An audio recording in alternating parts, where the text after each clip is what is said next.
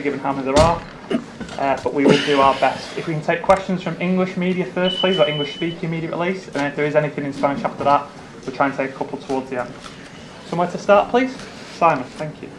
Kyle, hi. Hi. Your battle last week with Vinicius Junior was one of the highlights highlighted on social media after the game. What's it like to play against someone like that? Is that an ultimate test, and how important is that personal battle in winning the game? Well, good afternoon. First of all, I don't think it's just about A and B. I think it's a team game, and obviously it is a personal battle where you're coming against one of the best players in the world. But I've faced many over the years that have been just as good as him, but I think he's in the form of his life. So whoever is picked to play in that position to defend against him, it's going to be a great battle. Mike? You can tell by the attention in this room how big this game is. How big is it to you? How big does it feel to you as a player? I think it's big to every one of us in that dressing room. We know the goals at the end of it. It's a massive week for the club. We've put ourselves in, a fairly good situation, compared to 2 months ago, and that's in the Premier League. But moving forward into the Champions League, to go to the Bernabeu and get a 1-1, to then bring it to the Etihad, where I think we've been, more than confident, in the last number of years, especially in the Champions League, to go and get a result. And just hopefully we can, go and do that again. Hi Kyle. Hi. The manager said last week before the first leg that one day this club will win the Champions League, whether it's this season or in the future, but it's all set up to do that. But do you as a squad feel everything you've been through, that you've learned being in a final before, and all the experiences, that you are equipped to do that this season, that you're ready to go all the way? I'd have liked to do it when we first got to the final against Chelsea, of course, and win it then. But I think it was a learning curve, and it was this group of players have been together now for a good number of years, where we've been able to, overcome situations, be in winning positions, be in losing positions.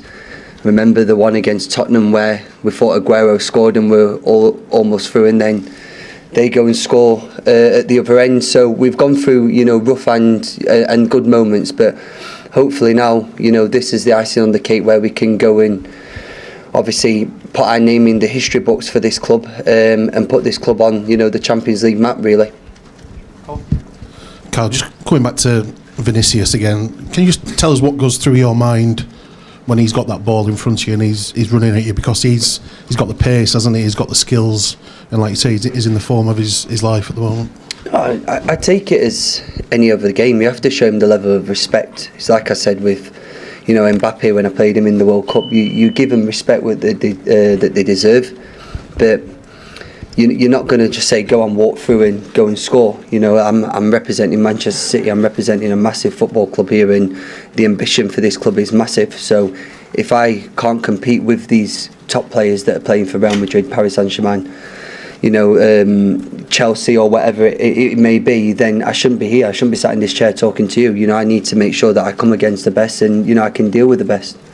Ben, have you got a mic there? Yeah? Hi, Carl. Ben from Sky. Carl, it wasn't that long ago that you had found yourself out of the side, and the manager sat right there and he explained to us why you weren't being selected at that point, and he was essentially saying there were certain elements of your game that you weren't able to do from what you wanted in that position. You've obviously since got yourself back in, but when you heard what he said that day, how did you react personally to that? I have to react as a professional. He's my manager, he's my boss.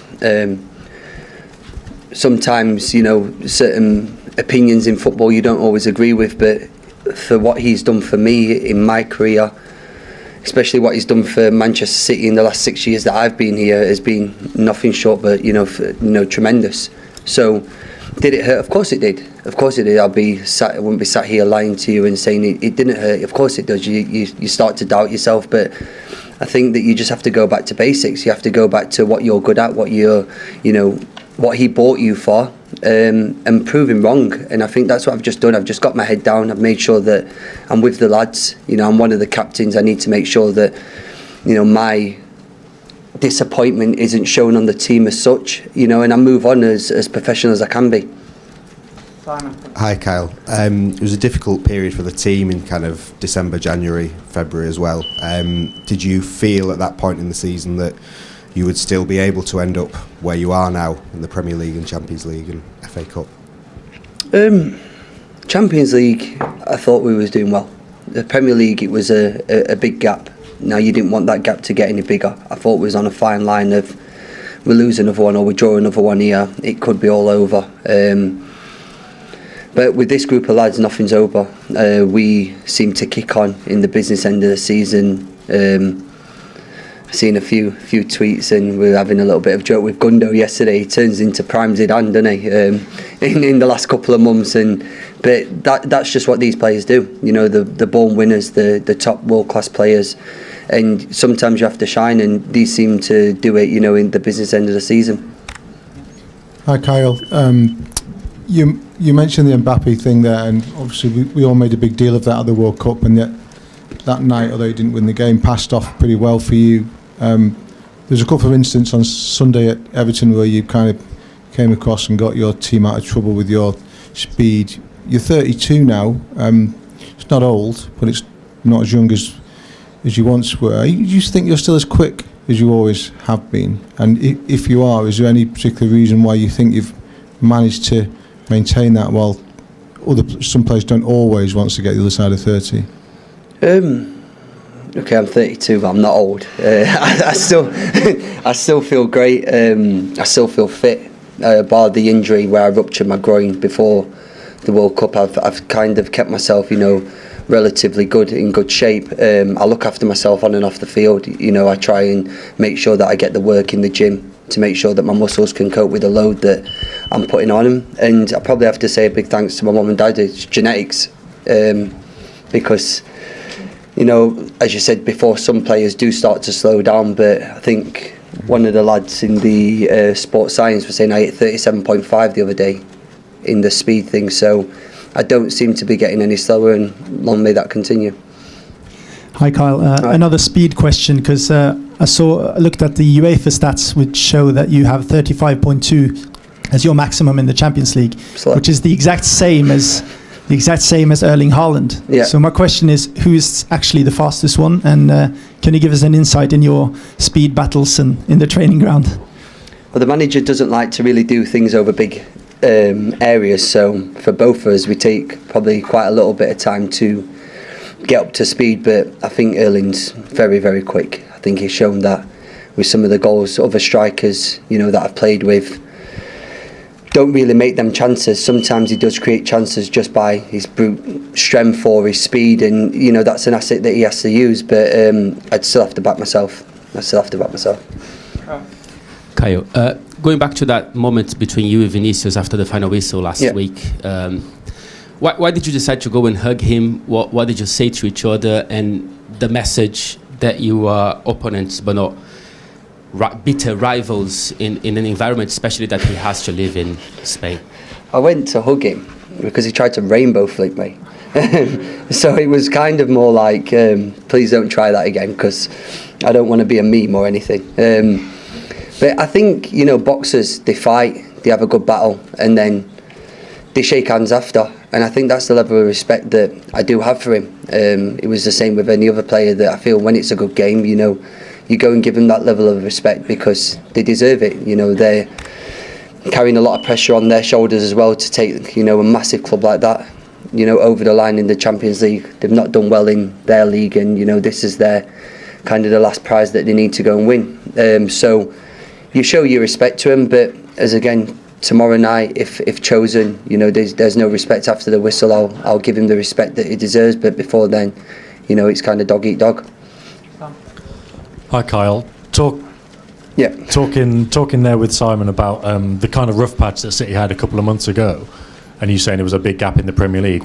As one of the captains, what conversations were you having as players during that patch, and how have you managed, in your opinion, to turn it around? Because obviously now the team are flying again. I don't think it's just us as captains. I think it's us as a club. It's easy to start talking in front of everyone when you're winning. When the going gets tough, you know, that's when your real characters come out and you start, you know, digging in, and you're in the trenches. Now, okay, we're not fighting relegation, but we should be up at the top, and this club is, over the last number of years expected to be challenging right up there with the league. So when we was adrift all them points, it wasn't ideal, but we knew that if we just kept on digging in, kept on grinding out the results that we needed to do, go on a little run, as we have done, we can close that gap. And the manager kept on saying to us, as long as we can, get him to the Etihad in a close gap, I think the title race will be on. And we gave that to him and to ourselves as well. Okay, we're going to move into any Spanish questions if we have them. Any questions from Spanish media? Just at the top left, please, Lewis. Hi, Carl. Hello. In English. Oh, perfect. I'm Italian, so my Spanish is a bit rusty. Yeah. I'm wondering, what is Champions League for you? And if you can explain as a player, why this competition is so important that even a great manager like Pep Guardiola says that his time in Manchester will be judged if he wins it or not?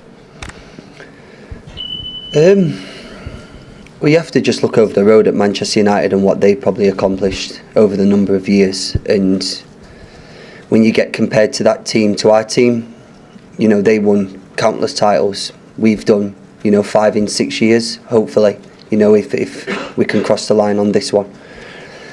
Which still isn't over, by the way. We still need to go and get results at Chelsea, Brighton or Brentford, which is, tough places to go, which we've experienced over the number of years. But the club's missing that one. And I think for the owners, the amount of money that they've pumped into this club, the investment that they've done, we owe that to them. Now, to get to the Champions League final against Chelsea and probably not perform as well as we do, we owe that to ourselves as well, to kind of get some revenge for ourselves, because we knew that was below par on that day. But again, we've got a tough opponent come tomorrow night to try and get past to get to the Champions League final. Then, as we've just seen before in recent years, it's a final. Anything can happen. AC Milan, Inter Milan are two top massive clubs. So we will be watching that game tonight and studying it hard. But again, the first thing is getting past Real Madrid tomorrow, and then let's see about the final. Hi. I will try in English. Okay. I want to know your opinion about how is Vinicius on the pitch. Do you think is him a provocative player? I wouldn't say provocative player. I'd say he's a very good player. He does what he needs to do to get his team over the line. I try not to get involved in it all. If there's something going on or someone's, we'll call it trash talking, it doesn't really bother me. I've been through, things in my life that are more difficult than people trying to wind me up and get a reaction out of me. But I think that he just lets his football do the talking. They've seen a few clips of him going down a little bit easy, asking for yellow cards and stuff like that. It's part and parcel of the game. You're going to get it as soon as you can get an advantage on your opponent. You will try anything to do that. And but I do think not take his football away from him. He's a very top player. Lovely. Thank you, guys. Yep. Nice try, Jim. Cheers. Thank you.